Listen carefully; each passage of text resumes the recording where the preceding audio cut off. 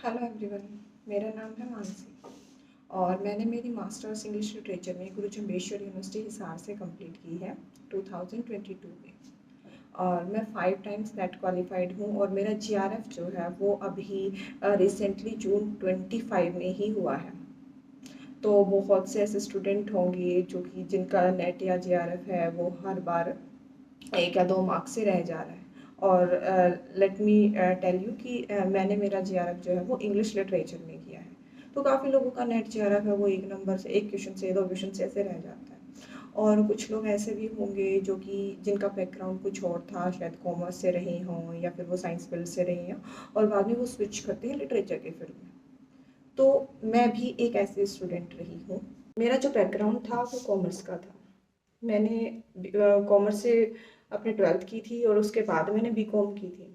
BCom के जैसे final year में थी तो मेरा इंटरेस्ट थोड़ा सा लिटरेचर की तरफ होने लगा। तो मैंने मास्टर्स इंग्लिश में की। मास्टर्स इंग्लिश में की तो वो समय था 2020 से 22 का बैच था हमारा। और उस बैच में जैसा आपको पता है ये लॉकडाउन का टाइम था। तो कभी शायद मैं 6-7 महीने ही हमारी क्लासेस, ज़्यादा से ज़्यादा ही 6-7 महीने लगी होंगी। तो इतना कुछ आइडिया आ ही नहीं पाया कि वास्तव में लिटरेचर है क्या, कैसे हमें उसे पढ़ना है। उसके बाद मैं नेट और जेआरएफ की तैयारी करने लगी। Being a non literature student it was not easy कि हम इतने आसानी से नेट या जेआरएफ कर सकें। ऑल्दो मैंने शुरू शुरू में कोर्स लिया, उससे मेरा नेट तो हुआ। नेट मेरे 5 बार लगातार क्वालिफाई है। 2000 दिसंबर 2022 से शुरू करके अभी तक दिसंबर 2024 तक मेरे सारे ही नेट क्वालिफाई हैं। उसके बाद बट एक मन में ये था कि मुझे जेआरएफ क्यों नहीं मिल रहा है। और एक जर्नल कैटेगरी का बंदा जेआरएफ, मैं नहीं कहूँगी कि बहुत आसान होता है उसके लिए, क्योंकि आपको बिल्कुल टॉप के बंदों में, टॉप के शायद 130 140 इतने ही बंदे होते हैं इसमें जर्नल में तो जेआरएफ। तो आपको उस कैटेगरी में, उस लिस्ट में आना पड़ता है, टॉप में ऑल इंडिया रैंक हो जाती है एक तरीके से देखे तो मैं वो चीज़ नहीं कर पा रही थी। कभी नेट रह गया 1 नंबर से, 1 नंबर नहीं मैं कहूँगी, नंबर तो क्या ही होता है, क्वेश्चन होता है हमारा 2 नंबर का होता है। कभी दो दो से रह गया, कभी 2 क्वेश्चन से रह गया, ऐसा ही चलता था। और समझ नहीं आ रहा था कि एक्चुअली दिक्कत कहाँ चल रही है मेरी। मेहनत अपनी तरफ से खूब करती थी, जो सिलेबस था वो मैं कई बार कर चुकी थी, एडिशनल भी करती थी, बट प्रॉब्लम तो थी कहीं ना कहीं।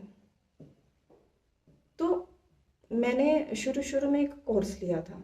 उस कोर्स से इतना तो नहीं हुआ कि वो लोग जीआरएफ करवाते हैं। और आज के टाइम पर भी अगर आज के टाइम पर मैं उसको देखूँ तो नेट का लेवल जो है वो इतना ज़्यादा ज़्यादा अपग्रेड हो चुका है कि आज तो शायद वो जो मैंने किया था उस टाइम पर वो काम भी ना है।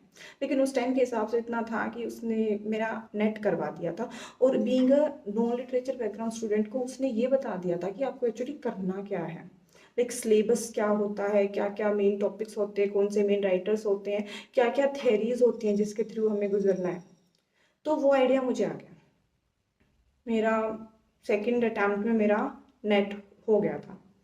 उसके बाद मैं करती रही 3-4 और हुए, 3 हुए आई थिंक। उसके बाद फिर एक टाइम पर आकर के इतना यूँ हो गया कि भाई अब नहीं हो रहा, और कुछ मेरी हेल्थ भी काफ़ी ख़राब रहती थी। तो उसके बाद ये हो गया कि भाई अब मेरे से इससे ज़्यादा नहीं होगा, हम काफ़ी लोग हैं और एक एज भी निकल रही है, जैसे कि मुझे पीएचडी करनी थी, तो वो एक जल्दबाजी कुछ ज़्यादा ही थी। तो मैंने पीएचडी में एडमिशन ले लिया लवली प्रोफेशनल यूनिवर्सिटी में, जालंधर में जो है। तो वहाँ मैंने अपना कोर्स वर्क किया। कोर्स वर्क हुआ मेरा, लाइक वो जल्दी करवा देते हैं, मैं एग्ज़ाम्स देकर आ गई, वो हो गया मेरा। उसके बाद यहाँ आई तो एकदम से लाइक मेरी तैयारी छूट गई। मेरे को लगा कि भाई साहब अब अगर मैं नेट की लेवल की भी मेरी प्रिपरेशन नहीं है तो फिर लाइक मैं करने क्या वाली हूँ, मुझे रहना इसी फील्ड में है। फिर मैंने दोबारा से अपनी प्रिपरेशन शुरू की। मेरे को ये था मतलब एक वो कसक तो रहती है मन में कि भाई जेआरएफ मुझे चाहिए और मुझे मिला नहीं। अब मैं उसको बोलने की कोशिश जरूर कर रही थी बट चीज़ें जो मन में रह जाती है वो भूली जल्दी जाती नहीं है। मैंने फिर से प्रिपरेशन शुरू कर दी और कुछ उस टाइम पर हरियाणा पब्लिक सर्विस कमीशन का एग्ज़ाम आ रहा था, तो मैं साथ साथ में दोनों की तैयारी चलती रही। अब मैंने क्या किया कि अब मैंने ये नहीं है कि शॉर्ट नोट से पढूँ मैं, किसी शॉर्ट किसी के नोट्स उठा लिए, किसी टीचर से पढ़ लिया, पहले वो वैसा करती थी मैं बताऊँ मैंने ना अनअकैडमी के अनअकैडमी के कोर्सेज बताऊँ, यूट्यूब में जितने भी टीचर्स पढ़ाते हैं सबसे मैंने पढ़ा। इवन कुछ लोग ऐसे हैं नोट्स देते भी हैं, वो लोग उनके नोट्स भी मैंने किसी से लिए और मैंने वो भी पढ़े। अपनी तरफ से मैं सब पढ़ चुकी थी, बट फिर भी कुछ ना कुछ कमी तो थी ही। अब मैंने क्या किया, जो हम बोलते हैं ना कि ये मेन मेन बुक्स होती हैं, मैंने वो सारी मेन बुक्स उठानी शुरू कर दी। और मैंने उनको, मैं भी थी और मेरे साथ में 2 लड़कियाँ होती, हमारा एक ग्रुप हुआ करता था। तो उसमें हम तीनों line by line her book को हमने लाइन बाय लाइन किया। और वहाँ से ये एक तो देखो जेआरएफ तो मेरा हुआ ही, इतना ज़बरदस्त मैं बोलूँगी कि एक तो पढ़ने की कैपेसिटी बढ़ी हमारी, और हमें चीज़ों के कंसेप्ट बिल्कुल बेस से क्लियर होने लगे कि ये वास्तव में चीज़ आ कहाँ से रही है और कैसे जो सारी चीज़ें हैं वो एक दूसरे से रिलेट कर रही है, वो चीज़ें हमें समझ में आने लगी। तो एक बुक खत्म होती, फिर हम दूसरी उठा लेते, दूसरी खत्म होती फिर तीसरी उठा लेते। कुछ में चीज़ें वापस वही आती बट लैंग्वेज डिफरेंट होती। वो चीज़ें इतनी पक्की हो गई दिमाग में। और एक पढ़ने, मैं बोलूँ पढ़ने की जो कैपेसिटी है, एक जल्दी जल्दी से चीज़ों को पढ़ना, वो बहुत सही हो गई। तो अभी ना जो जून 2025 का एग्ज़ाम था, बड़ा ज़बरदस्त एग्ज़ाम था। मैं कहूँगी मैंने ना अब तक के जितने भी एग्ज़ाम्स दिए ना, ऐसा कोई भी नहीं था। क्योंकि उसमें इन्होंने क्या कर रखा ना, लाइक एक ऑप्शन, अगर वो 4-5 ऑप्शन भी दे रहे हैं ना, उसमें से पहले क्या होता था, उसमें से 5 क्वेश्चन बनते थे। अब की बार उन्होंने 4-5 क्वेश्चन को एक के अंदर ही डाल रखा कि ऐसा कर दे स्टूडेंट को कि वो उस क्वेश्चन को पढ़ने में ही रह जाए। अगर आप पढ़ ही नहीं पाओगे, मतलब आपके पढ़ने की आपकी इतनी स्पीड ही नहीं है, तो आप लाइक पेपर ही आपका पूरा नहीं होगा। वो चीज़ थी। और कुछ कुछ ऐसे ऐसे राइटर्स जो शायद ही कभी हमने देखे होंगे, कोई कोई से उठा रखे हैं।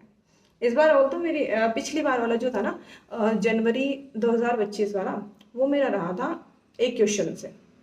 उसके बाद अब ये जो दिया था ना, मैं फुल तैयारी में, मैं क्या भाई इस बार तो जेआरएफ होगा ही होगा।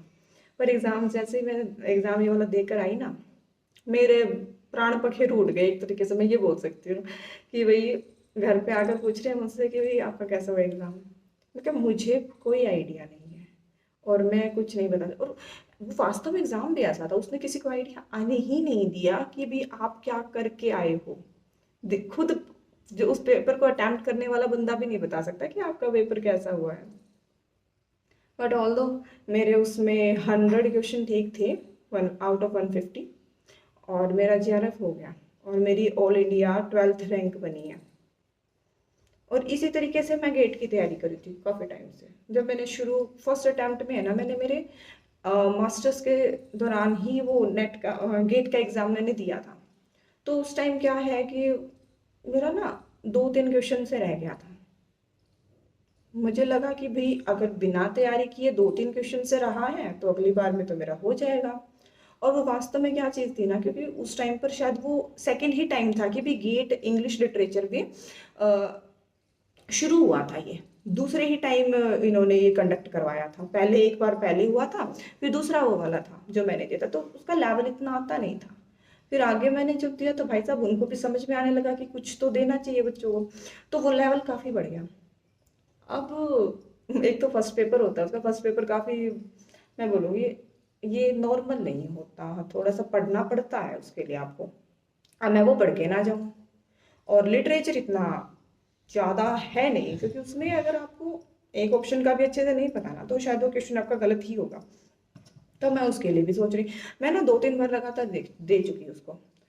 और अब मेरे को ये हो गया कि वैसे भी गेट का मेरे को क्या ही ज़्यादा फ़ायदा है, बट एक होता है कि भाई ये पेपर मैंने कोशिश की, मैं पढ़ी भी, बट मेरा हुआ क्यों नहीं, वही फिर से उसके लिए भी मन में था। इस बार फिर भी मैंने सोच लिया था कि ये मैं अपना लास्ट अटेम्प्ट दे रही हूँ, अगर इस बार नहीं हुआ तो आगे मैं नहीं देने वाली। हर बार बुरा लगता था, बट इस बार वाली तैयारी इतनी अच्छी हुई कि उसमें मेरा गेट भी हो गया, और गेट में मेरी शायद 287 रैंक है ऑल इंडिया। तो इस तरह से मैंने अपनी तैयारी की है। और हताशा भी हुई इस दौरान में, ऐसा लगा कि भाई मैं तैयारी कर रही हूँ, इतना पढ़ रही हूँ, मैं बहुत टाइम देती थी, मैं एज स्टूडेंट ही ऐसी रही हूँ कि मैं बहुत ज़्यादा टाइम तक लगी रहती उसी चीज़ पे, खुद बोर हो जाती बट फिर भी नहीं छोड़ती उस चीज़ को। तो एक टाइम पे आकर के ऐसा भी लगने लगा था कि भाई क्या ही करूँ। एक बात और याद थी मेरे को, और एक चीज़ ये भी थी ना कि जो मेरा मैं एग्ज़ाम कभी भी करके आती ना, तो उसमें मैं आते आते हुए भी मेरे कुछ क्वेश्चंस गलत होते थे। लाइक मैं ऑप्शन दूसरा क्लिक करना चाह रही हूँ और वो पता नहीं कैसे कोई और ऑप्शन हो जाता। कुछ चीज़ें ऐसी इतनी कॉमन सेंस वाली चीज़ें जो कि शायद मुझे कोई सोते हुए उठा कर भी पूछे कि इसका क्या आंसर है तो मैं दे देती, बट मैं एग्जाम में उसको गलत करके, तो हर बार मतलब वो मैं बोल रही हूँ ना कि एक क्वेश्चन से रहा है, तो तब वो काफ़ी पेनफुल होता था कि ये 3-4 क्वेश्चन मैं अपनी गलती से गलत करके आई हूँ और मेरा एक ही क्वेश्चन से मेरा जेआरएफ रह गया। तो ऐसी चीज़ें काफ़ी पेनफुल होती है और उस टाइम पर अब मेरा जेआरएफ हो गया ना, तो वो गलतियाँ तो मैं अब भी करके आई हूँ, बट अब मेरा जेआरएफ हो गया तो वो मेरे को वो चीज़ें नहीं दिख रही हैं, बट उस टाइम पर बहुत दिखती थी, तो कई दिन तक दुख रहता था उस चीज़ का। तो जब मैंने फिर ये तैयारी की थी ना, तो मैंने इस लेवल की इस तरीके से की थी कि भाई वो गलतियां तो देखो मेरे को करनी ही है, आदत ऐसी ही है, तो वो तो 4 क्वेश्चन में गलत करके ही आऊंगी, लेकिन तैयारी ऐसी करूँ कि वो 4 क्वेश्चन गलत होने के बाद भी मैं कहीं ना कहीं उस जेआरएफ के लेवल से थोड़ा सा आगे ही स्टैंड करूँ। तो ये चीज़ थी। और पता है लेकिन जेआरएफ शायद मेरा चलो हो भी जाता फर्स्ट और सेकंड अटैम्प्ट में, उस टाइम पर तो लगता था कि मेरा क्यों नहीं हो रहा, होना चाहिए, मुझे चाहिए जेआरएफ। बट अब है ना, इतने टाइम तक पढ़ने के बाद, इतने नेट देने के बाद ये लग रहा है कि शायद लाइक कोई हम बोलते हैं ना, गहने को तराशते हैं, हाँ, पत्थर को तराशते हैं मूर्तियां बनाने के लिए, कि जैसे पत्थर को तराशा जाना जरूरी होता है ना कितनी अच्छी मूर्ति बनाने के लिए, वैसा ही शायद एक स्टूडेंट जो कि फ्यूचर में असिस्टेंट प्रोफेसर बनने वाले हैं, वो रिसर्च करने वाले हैं, तो उनके लिए भी ये तराशना ज़रूरी होता है, बिल्कुल होता है। और यही चीज़ मैं आज फील कर पा रही हूँ, क्योंकि जितना कॉन्फिडेंस मुझे आज मिल रहा है ना, वो शायद अगर उस टाइम पर मेरा जेआरएफ हो गया होता ना, मैं ये तो होता कि हाँ मेरे पास जेआरएफ है, बट मैं उस कॉन्फिडेंस के साथ खड़ी नहीं हो पाती जितना मेरे पास आज है। उस टाइम भी ये रहता, मन में ये रहता कि शायद तेरा तुक्का लग गया, तो वो मन में तुक्के वाली फीलिंग अब नहीं आती। अब एक जो बेस है वो कहीं ना कहीं पूरा कंक्रीट है, तो वो चीज़ ज़रूरी है। और एक ये भी लगता था कि लाइक ना, मैं कभी बाहर में रहकर मैंने तैयारी नहीं की, मैं अपने यही विलेज में ही रहती थी और यहीं पास की लाइब्रेरी में मैं जाती थी। तो एक ये भी लगता था कि शायद मेरे पास गाइडेंस की कमी है, मुझे कोई गाइड कर दे, मैं कहाँ गलतियाँ करी, वो चीज़ भी नहीं मिल पाती थी। और कोई साथ में पढ़ने वाला नहीं था कि ग्रुप स्टडीज़ कर लें। बाद में ऑल्दो हमारा 3 का जब ग्रुप बना था तब हमने बिल्कुल सही कर लिया। वो दोनों जो मेरी फ्रेंड थी उन दोनों का तो ऑलरेडी जेआरएफ था, मैं ही बाकी थी, अब मेरा भी हो गया। तो एक हेल्प जो है इस टाइम पर है ना, एक गाइडेंस, इतना सा गाइडेंस जो होता है कि आप इधर जा रहे हो बेटा, थोड़ा सा इधर हो जाओ, बस उतना सा ही ज़रूरी होता है, और वो मिल जाए ना, तो फिर चीज़ों को कोई रोक नहीं सकता। तो मैं भी चाहती हूँ, और मैं लाइक काफ़ी मुझे पसंद है कि मैं और स्टूडेंट्स की भी हेल्प करूँ, ऐसे ही जो लोग अभी तैयारी कर रहे हैं और थोड़ी थोड़ी प्रॉब्लम से रह जा रहे हैं, कई कोर्सेज से वो पढ़ चुके हैं और स्टिल कुछ ना कुछ तो इशू चल ही रहा है, तब भी उनका रह रहा है। तो मैं आप सबकी भी हेल्प करना चाहूँगी, अगर आप में से कोई भी चाहता है कि भाई मैं आपको नोट्स दूँ या फिर मैं आपको गाइड करूँ, कोई टॉपिक आपका क्लियर नहीं है तो मैं क्लियर कराऊँ, वो चीज़ें मैं करा सकती हूँ बीइंग फेलो स्टूडेंट। तो हम ये कर सकते हैं। और अगर आप जानना चाहते हैं कि मैंने कौन कौन सी बुक्स पढ़ी हैं और कहाँ कहाँ से मेरा स्टडी मटेरियल रहा है, अगर वो आप जानना चाहते हैं तो मैं आपको अगली वीडियो में ज़रूर बताऊँगी। प्लीज़ कमेंट कीजिएगा इसके लिए, और मुझे काफ़ी खुशी होगी बाकी लिटरेचर के स्टूडेंट्स को हेल्प करते हुए। Thank you.